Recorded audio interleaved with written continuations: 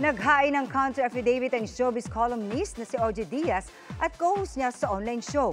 Para yan sa reklamong online libel na inihain ni Bea Alonzo noong Mayo. Nagsampa rin ng counter charge na perjury ang co-host ni OJ na si Lloyd Villarama laban sa aktres.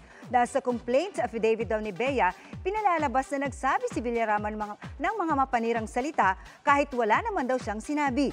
Ayon sa abogado ng tatlo, bukas ang kanilang panig sakaling magkaroon ng pag-uusap o mediation. Patuloy na sinisikap ng GMA Integrated News na makuha ang panig ni Bea Alonzo kaugnay nito. Stand out ang Pinoy roots ni Kapuso global fashion icon Heart Evangelista sa kanyang newest fit. Suot ang banig-inspired dress, rumampa si Heart along the streets of Paris. There's more to come para sa mga tagahanga ni Heart dahil magbabalik siya sa big screen. Para yan sa international film na Infamous 6 na ipinasilip niya sa kanyang IG story with caption na, Soon. May newly found home si Rosé ng Blackpink.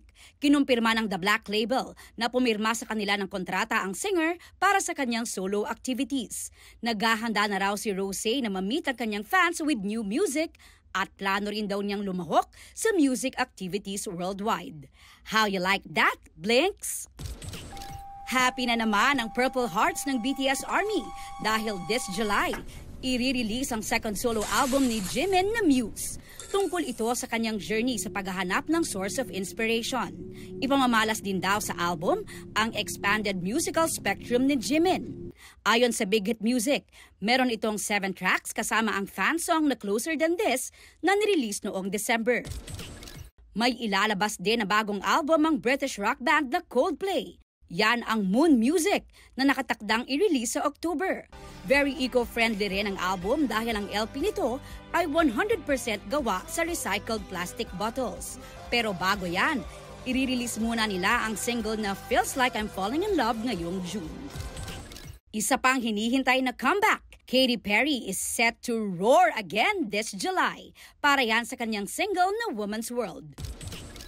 Girl power naman ang power collab para sa remix ng kantang The Boy Is Mine ni Ariana Grande. Makakasama ni Ariana rito ang mga kapwa Queen of Pop na sina Brandy at Monica.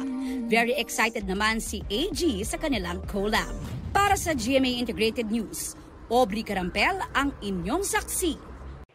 Mga kapuso, sama-sama tayong maging saksi. Mag-subscribe sa GMA Integrated News sa YouTube at para sa mga kapuso abroad, samahan niyo kami sa GMA Pinoy TV at sa www.gmanews.tv.